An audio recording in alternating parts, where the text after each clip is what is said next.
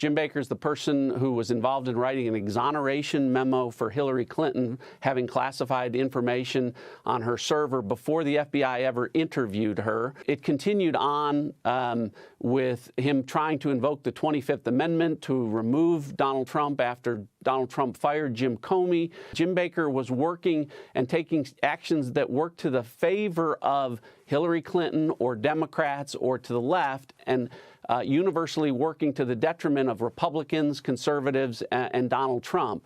And that was all before he got to Twitter and got involved with suppressing the Hunter Biden laptop story.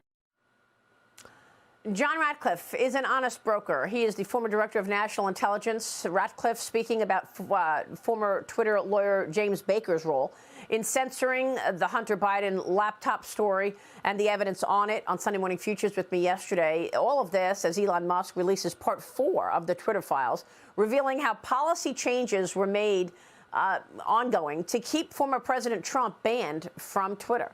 Joining me right now is the New York Post columnist and Fox News contributor Michael Goodwin. Michael, it's an incredible story. You've written about it many times. When you take a look at this cast of characters, these people who were working at the FBI, like James Baker, who conveniently gets the deputy general counsel job at Twitter 5 months before the election, and the impact that they've had. Well, good morning, Maria. Yes, you're right. It's sort of a revolving door. We think of the revolving door in Washington as going from sort of Congress to the lobbying world and lobbying your former co-workers and members. But here we have a different kind of revolving door. It's from the FBI to Twitter. It's from these other organizations that are engaged in social media suppression coming to Twitter. And so you have this cast of characters all thinking alike. They all have the same purpose. They are, as I described it in my column, a captive institution of the Democratic Party and of the progressive mindset. And so they create this new form of language almost, these words that don't say what they actually mean when they talk about suppression. It's moderation, it's content moderation, it's amplification, it's not amplifying. They're all kind of, to an outsider, they don't make a lot of sense. But when through Elon Musk opening the files and through these this dissemination by various journalists, independent journalists he has selected, we're seeing just what happened there. And this idea that this was straight shooting, it couldn't be further from the truth. This was all part of a rigged system to amplify the voices they wanted to amplify and to shut down. And when you have people like Michelle Obama and Eric Holder and others writing to Twitter and saying basically these things shouldn't be allowed, they're not allowed. I mean, this is clearly, just as I say, an outpost of the Democratic Party. Well, that's right. And, you know, it's really impactful because of all of the other major issues that are hitting America, like the Communist Party of China. I mean, this company has been parading around as if it's some kind of a digital town square. But in reality, all Twitter has been another cog in the wheel of the Democrat machine. It's been an arm of the Democrat Party, and Twitter was just a PR squawk box, if you will. You mentioned Michelle Obama, and you're right. The latest batch of the Twitter files reveals that the former First Lady wrote to Twitter employees, and she demanded that the company permanently remove Trump, who was a sitting president at the time. So what do? Just that, Michael. How has this impacted America at a time of vulnerability already, with weakness on the world stage as far as foreign policy is concerned, a president that is likely compromised after taking tens of millions of dollars from Chinese communist officials, while at the same time the CCP has stated its goal of wanting to overtake the United States as the #1 superpower? Do these social media companies not recognize the impact that their work has had?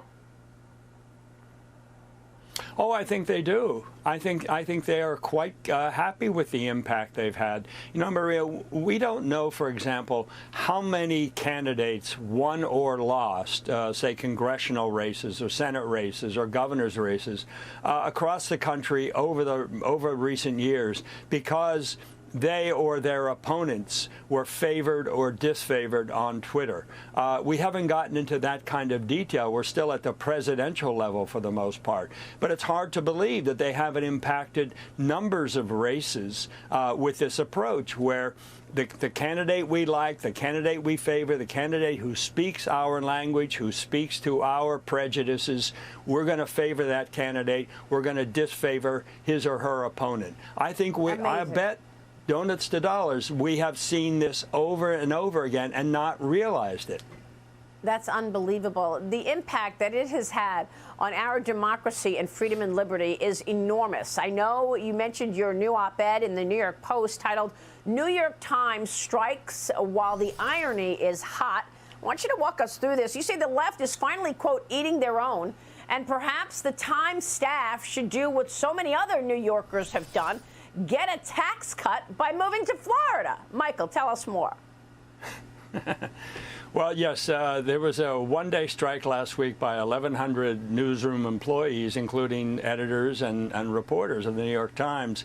And what they're demanding, of course, is more money. But a couple of things emerged from this strike. One, this union head says that black employees are discriminated at the New York Times, and mentions Hannah Nicole Jones, the author of the 1619 Project, who won a Pulitzer Prize for her error-riddled essay. And as I say in the piece, that apparently she does not get top marks from her own editors. Meanwhile, they have foisted this 1619 nonsense on the public. It won a Pulitzer Prize, despite historians saying it was rubbish, and despite the fact that it's clearly wrong historically, and yet the Times embraces it. But secretly, they have trouble with her work.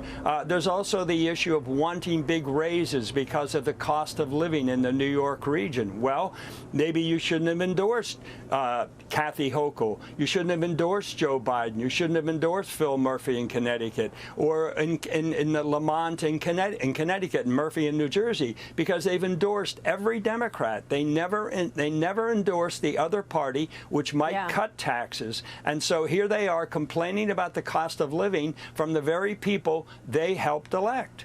Yeah, well, that really is hot irony. You're right. By the way, when are they going to give back the Pulitzer Prize they got for the Russia collusion coverage? They wrote story after story that Donald Trump colluded with the Russians. Have they ever admitted that it was a fake story made up by Hillary Clinton? And why won't they give the Pulitzer Prize, them and the Washington Post? Give it back. Your stories were incorrect. Yeah. Well, look, you know, the Pulitzer citation reads something to the effect that these stories helped our understanding, helped the public's understanding of this issue. Yeah, right. In fact, they did quite the opposite. They fed the misunderstanding. They were full of misinformation. That's what misinformation is. And yet misinformation is a tag applied only to conservatives and Republicans, never to Democrats and their media handmaidens. And I've never seen a correction on any of that either. Much. Michael, it's good to see you. Thanks very much. Of course Great not. op-ed. Michael Goodwin joining us from the New York Post.